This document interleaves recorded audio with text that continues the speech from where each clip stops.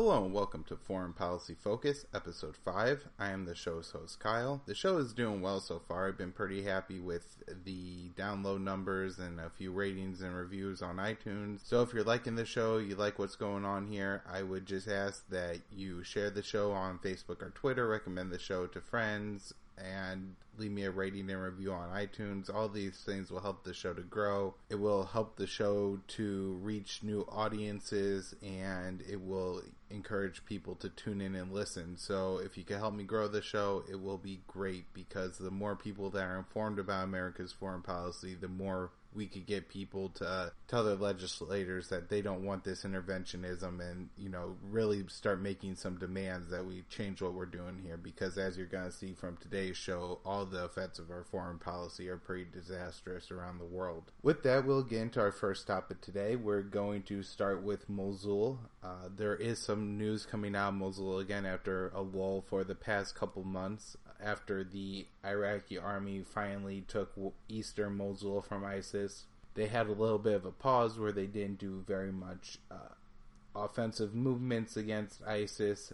They spent a lot of time trying to de-ISIS the eastern part of the Mosul city. There was a lot of kind of embedded ISIS fighters within the civilian population. Those fighters would pose the civilians and then carry out suicide bombings or attacks against either civilians or the Iraqi army. This posed a problem, and I think some of the reaction to it from the Iraqi army was probably a little heavy-handed. I know in some districts of Mosul, they decided to have all the military-aged men go to a certain area and accused quite a bit of them of being ISIS members and interrogated them.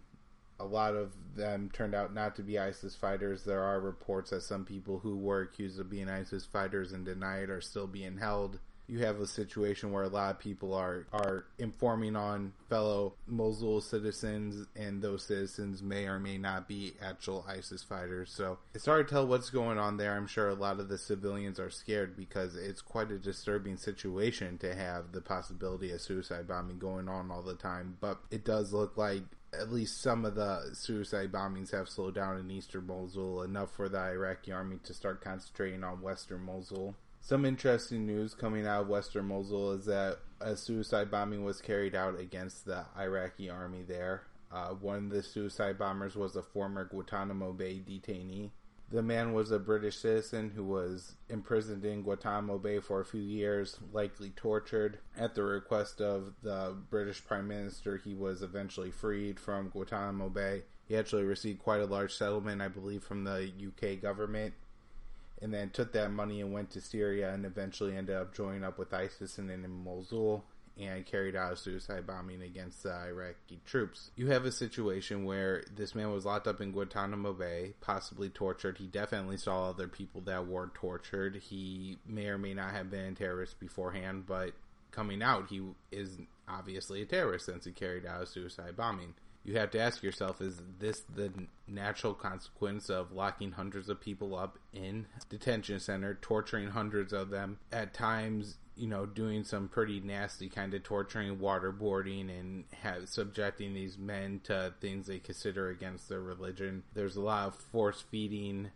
That's a pretty nasty procedure. Because the men would go on hunger strikes, a lot of these men never had access to lawyers, and so even if they were innocent, they had no chance to ever prove their innocence. They were just there until the government determined they were no longer a threat. But if you were somebody that was tortured, you would certainly want to enact revenge. And while I obviously don't condone any jihadism or terrorism, and I think suicide bombing is a pretty stupid thing to do, I don't think it's hard to see why somebody may carry out an act like this if they were tortured and locked up for so many years. Here we're seeing a consequence of the American foreign policy under the Bush years, where we locked people up and tortured them, and a lot of these people, like I said, were innocent beforehand and maybe aren't so innocent now. I think a lot of people, especially those who are pro Guantanamo Bay, maybe a lot of more Republican voters would say, well, this is why we can't let anybody out of Guantanamo Bay. But you really have to deal with the morality of the issue, that what are you going to do if you have somebody falsely imprisoned and you treat them so poorly that they then hate you? Does that give you justification to lock that person up for their entire lives? I don't think you can argue that. Also, you have to deal with the issue that is, so long as Guantanamo Bay stays open, it's going to be used as propaganda by terrorist organizations to recruit more and more terrorists. And so at some point, I think the U.S. government just has to cut their losses and close Guantanamo Bay, and there may be some fallout, and some former detainees may turn to radical jihadism and carry out attacks. But so long as you keep Guantanamo Bay open, you constantly have that propaganda mill for the Al-Qaeda fighters to carry out attacks against America and recruit more and more fighters. Like I said, at some point America has to cut their losses and close Guantanamo Bay. That way we could eventually stop the flow of jihadist fighters, because as long as the prison stays open, as long as America keeps bombing in the Middle East, we're never going to see an end to this situation. Further news coming out of Mosul is some of the weapons that ISIS is using drones. These are Bitswing's drones. They look kind of like they're made out of trash, kind of slopped together, but what they do is they fly them from western Mosul across the river into eastern Mosul, and they'll drop bombs or grenades or have small explosives aboard. I didn't see any reports of anybody dying from these bombs, but hospitals say they get about 10 people coming in a day with shrapnel wounds from the bombs. One woman was taking out trash when a grenade dropped next to her, and it may cause her to lose her leg. She has a lot of shrapnel wounds on her leg, and so it's creating a lot of fear within the people of eastern Mosul. One man said that he's afraid to go out on the streets because you never know when a bomb's going to come out of the sky from a little makeshift plane. Like I said, ISIS is flying about 10 of these over a day. And so this is a way to talk about the effects of drones that they have on the civilian population of cities. You have bombs falling out of the sky and people are afraid to leave their homes. Typically, this would be a situation in America where you can't really talk about the effects of drone bombings because it's usually America doing the drone bombings. However, ISIS has taken a page out of the American foreign policy and decided to drop bombs on a civilian population until the point where they're scared to leave their homes. Now, ISIS has only been doing this for a couple months. You have a situation in Yemen where the U.S. has been using drones to drop bombs on them for 15, 16 years now. And so imagine the effect that this has on those people and the amount of hatred it's created against America, and how many people are afraid to leave their homes because a drone might come down and hit them. Although a lot of times with the size of the bombs that the U.S. is dropping, they're not grenades, so you're not necessarily safe in your home either. You'll occasionally see reports coming out of Yemen, Afghanistan, and Pakistan where people sleep outside or sleep in holes in the ground because they're so afraid of the drone bombs coming and hitting them, and they feel like that's the only place that's safe. A lot of times men will sleep outside because they feel that their home would be too much in danger if they were inside it and would risk the lives of their families. The ISIS fighters in Iraq are also using cluster munitions to attack the Iraqi fighters. There was a report of one of these cluster bombs being used against the forces that are advancing on western Mosul. It seemed like kind of a makeshift bomb where ISIS had a bomb that exploded and then there were grenades inside and those grenades exploded. You get a little bit of reporting here that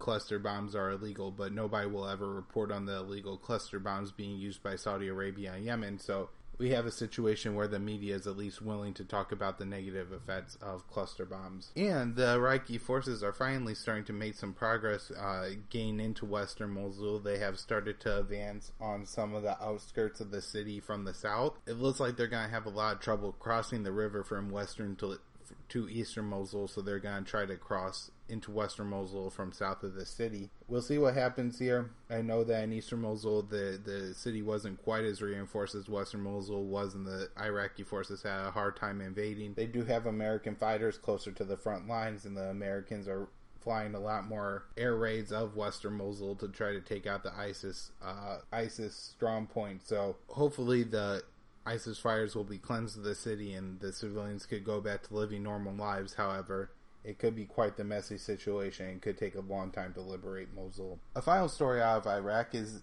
from northern Iraq, and that is that Turkey carried out airstrikes against the PKK, which is the Kurdish Workers' Party of Turkey. A few years back, a ceasefire was worked out between Turkey and the PKK, where the PKK moved out of Turkey into Iraq in hopes that one day a peace deal would be worked between the two groups. However, the peace deal never came, and Erdogan restarted the war against Turkey, against the PKK, around the last presidential election. And now we have a situation in Turkey where they're bombing within Iraq. I'm sure the Iraqi government isn't happy about this. They've already warned Turkey several times about the Turkish troops that are stationed in Iraq. And it's going to be very interesting to see what happens with the fall of Mosul and what those troops do. Erdogan had made statements on a significant day in Turkish history that had to do with the city of Mosul. And at one point in history, the city of Mosul was part of the Turkish Empire. So we'll see if Erdogan maybe has his eye on expanding Turkey into Mosul, or at least taking some of northern Iraq. Moving on to Syria. In Syria, we have the CIA ending its program of giving the quote-unquote moderate rebels weapons. A lot of writers within the anti-war movement have called the moderate rebels that the U.S. labels as mythical moderates, because there's really no moderate rebels in the way that we would see them, people who just want a secular Syria. Most of the moderates are in some way wanting a more Islamic government in Syria, whereas now the government's pretty secular, where anybody could worship the way they want for the most part. You know, Assad's not perfect and has some pretty nasty policies. However, religious oppression isn't one of them.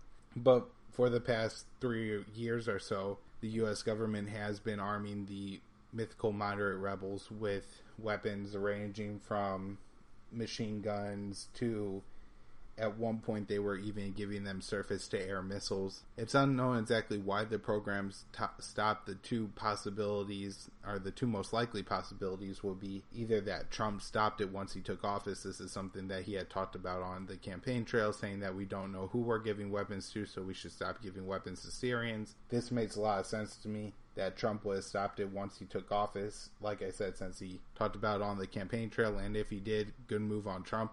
Let's give him a little bit of praise for that one. The other possibility is that infighting started between rebel groups about the time the weapons were cut off. What happened here is that the Al-Qaeda linked rebels started attacking the more moderate rebels that were attending the peace talks, and then the ISIS linked rebels started attacking the Al-Qaeda linked rebels. And so with all the infighting, it could have been that the CIA pulled the plug on it because they didn't know who would end up with the weapons. Rebels are complaining that without the weapons, they're going to lose the ability to overthrow Assad in Syria. And it seems like the U.S. should probably give up hope that Assad's going to be overthrown anyway at this point, with Assad retaking Aleppo and ISIS looking like they're going to fall. And the rebels fighting each other more than fighting Assad, it looks pretty hopeless for any cost to get rid of Assad in Syria. The next story coming out of Syria is out of the Deir ez-Zor province. In that province, 11 civilians were killed, with that death toll expected to rise. It looks like that the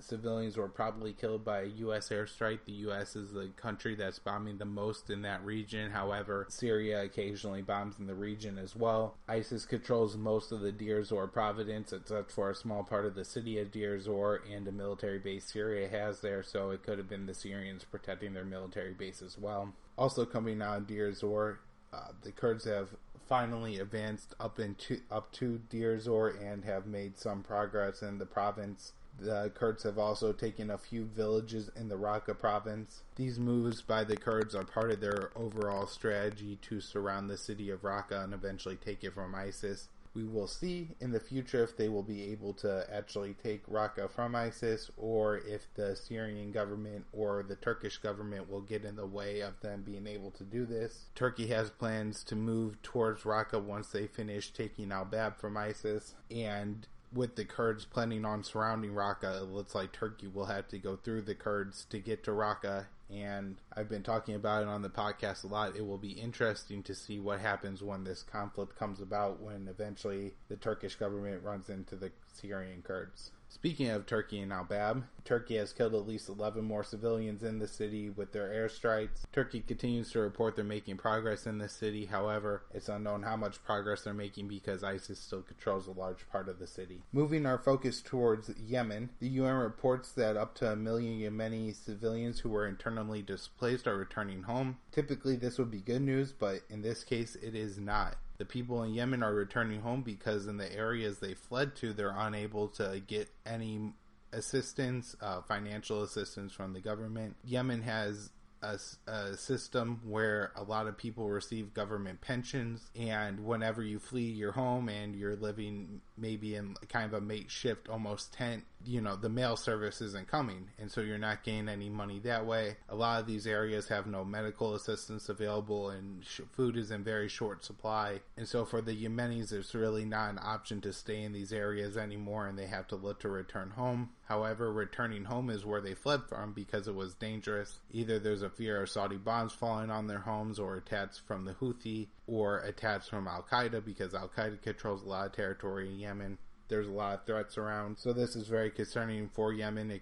We could see a spike in civilian deaths if these people return home. The Houthis aren't a group by any means that you would consider noble fighters, and they would be very skeptical of people maybe returning home, and so you could have a situation where civilians are tortured and killed by the groups that occupy the territory out of suspicion that maybe they're trying to infiltrate from a different area or from a different group or government. So that's something to keep an eye on in Syria. You have nearly 19 million people of the 27 million people that live in Yemen now in dire need of humanitarian assistance. That's almost the whole country, and famine is really spreading across that part of the world, and something's going to have to be done in Yemen to stop a real humanitarian catastrophe. Not that there isn't one already, but right now the UN's measuring the death in the tens of thousands of people. If there's a real famine and real humanitarian catastrophe, we could be looking at deaths in the hundreds of thousands.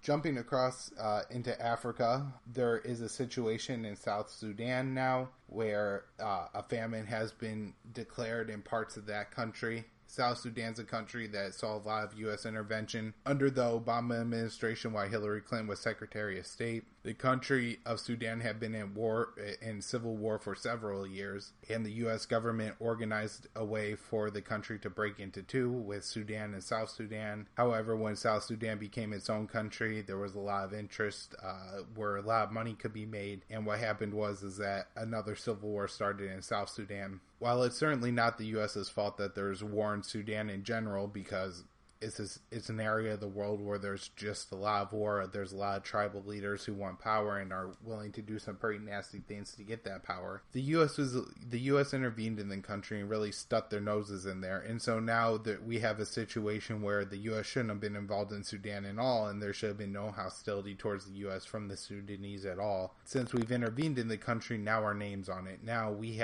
bear some responsibility for what's going on there, and this is really a reason why we should look at having a more non-interventionist foreign policy, is because we don't need to get involved in all these little conflicts in Africa. Yes, bad things are going to happen, but there's nothing the U.S. or any U.S. citizen can really do to make them any better. Maybe we could provide some private charity. Maybe we could look at taking in people who are innocent civilians who are just caught up in the crossfire, but overall we can't negotiate a situation in these countries where a good outcome's going to happen. The people of these countries aren't ready to step up and form democracies and be in a peaceful, civilized society. There's just too many warlords who are willing to take horrific actions to gain power, and there's no way to really get around this, and there's nothing the U.S. could do about this, and so it's time for the U.S. to back off and just not be involved. I know that's hard for a lot of Americans to hear because they always want to think that Americans are policemen and can solve every problem around the world, but here's another example of the U.S. getting involved in this situation, not getting any better and possibly getting worse, because now we're looking at famine in South Sudan that's caused by conflict that the U.S. got involved in. And once again, where if the U.S. never got involved, no blame could be laid at the feet of the U.S. for the problem. However, since we are involved, now we bear some responsibility for what's going on. Also in Africa, we have a situation in Libya. As most of you know, the U.S. got involved in Libya under Obama, and we launched an air war to get rid of Gaddafi. The U.S. essentially backed Al-Qaeda forces in taking over the country and killing Gaddafi in a pretty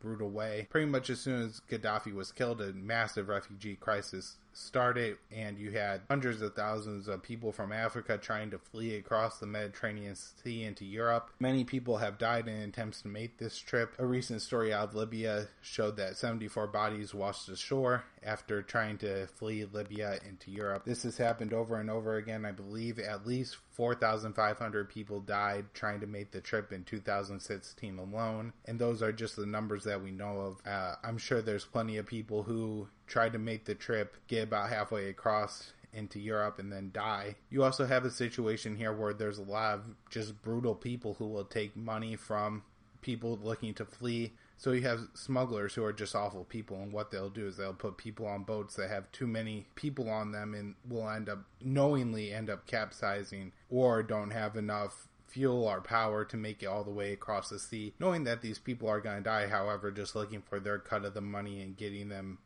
selling them the idea that they could get across the sea, and this has led to thousands of people dying. This whole situation would have never happened if the U.S. just would have never gotten involved in Libya. However, we decided we had to stick our noses in Libya, we had to get rid of Gaddafi, and now we have a situation where there is no government in Libya. The country is controlled by several different factions, including some jihadist factions. You have multiple governments warring in the city, and you have hundreds of thousands trying to flee from Libya into Europe, and a lot of those people dying making the trip. So, again, a situation that the U.S. could have avoided getting involved in. While it may not have necessarily been good in Libya if the U.S. never got involved, this is certainly a situation where we got involved, and now blame could be placed on the United States when, if we took a non-interventionist policy and just said, hey, if you're a Libyan civilian caught in the crossfire and you can make it to the United States, we're willing to help you out. However, there's nothing else we can do for you. A few other stories to get to today. In Ukraine, a new ceasefire has been reached. It looks like the ceasefire is holding so far, although it's only been a couple days of the ceasefire. This ceasefire is pretty similar to the last ceasefire where there's a neutral zone in Ukraine. Each of the respected sides are told to stay on their side of the neutral zone. Hopefully this one holds and we could avoid further conflict in Ukraine. Nikki Haley came out while she was at the UN and made some statements at the UN Security Council. Nikki Haley said that the Russians were the aggressors in Ukraine and that Russia needs to stop meddling in Ukraine. Nikki Haley really needs a history lesson because it was the US who organized a coup in Ukraine that started this whole mess in the first place, and that Ukraine would have remained one country had the US not intervened in Ukraine, overthrew the elected government, and put in place a government that was more U.S. friendly, which caused the Russian-speaking populations in Ukraine to feel threatened and want to join Russia, and that's really how this whole mess got underway in the first place. Once again, we have a situation where delusional U.S. leaders are making statements on a global stage that are only going to lead to more conflict. You could throw Nikki Haley's name in with John McCain and Lindsey Graham and saying things about Ukraine that aren't true. That's certainly going to stir up controversy and cause conflict in the country. North Korea has made some statements that they would like to send a delegation to the U.S. for talks. So far, it looks like the U.S. State Department isn't interested in having the talks. The U.S. State Department figures that nothing's going to be reached, that the North Koreans aren't going to be willing to deal on any significant grounds anyway, so what's the point? It does look like China is pushing the U.S. into taking the talks. I would say just have the talks. If nothing comes of it, nothing comes of it, but, you never know what could happen by talking, and by not talking, only the status quo will continue. So the U.S. should just go ahead and listen to what North Korea has to say. I doubt that North Korea is going to be willing to give up their entire nuclear weapons program since they already have nuclear weapons. We could make some progress in maybe having the North Koreans stop looking at getting further nuclear weapons. On the home front, Trump appointed General H.R. McMaster to replace General Flynn as the National Security Advisor. McMaster is a Russian hawk and is not somebody that I would look at as being pro-freedom or would think that he's really going to help the U.S. not intervene in all these conflicts around the world. McMaster did write a book saying that the U.S. made a lot of mistakes in Vietnam, but it looks like those mistakes were more that the U.S. didn't put enough ground troops in Vietnam. McMaster does seem to be somebody who doesn't think that the U.S. could make a lot of change around the world by just using air power. This has kind of been the policy under Obama that the U.S., such as in what happened in Libya or Yemen or Afghanistan or even Iraq and Syria, where the U.S. is just dropping bombs on these countries and thinks that eventually the result we want will be there. But rather than advocating just not to get involved, McMaster thinks that we should put troops on the ground and that those troops can occupy and affect positive changes in the countries in that way. McMaster has been getting a lot of support from prominent neocons like Bill Kristol, John McCain, Lindsey Graham, and I read a story today that said McMaster was picked by Trump out of the personal recommendation of Tom Cotton, and if that's the case, we could pretty much take it to the bank that McMaster is going to be a terrible choice. McMaster wants more U.S. troops in the army, a bigger army. That way, if anything ever happens between the U.S. and Russia, we can not only defeat Russia, but we could put all of our troops across Eastern Europe to make sure that we could occupy the area. Overall, I don't know if McMaster is better or worse than Flynn. He was probably a better choice than the person that looked like Trump was going to pick, which was John Bolton. However, Trump did say that Bolton would find a place in the administration somewhere, so we really didn't get a victory on that front either. I'd like to close out today by just saying that if we look at America's foreign policy in pretty much every story I talked about today, the U.S. got involved in a situation that we didn't need to be involved in the first place. And while good things weren't going on in Iraq, Libya, Yemen, Syria, Sudan, before the U.S. got involved, we got involved. And in some cases, things got worse. In some cases, they're probably as bad as they would have been before. But now that we are involved, now the civilian population of those countries and the jihadists are able to point to America and put responsibility on Americans and say, hey, look, this is all America's fault, and really turn people against America. This would have never happened if America wasn't involved in the first place. If we had never gotten involved in these situations, then we would be a lot richer.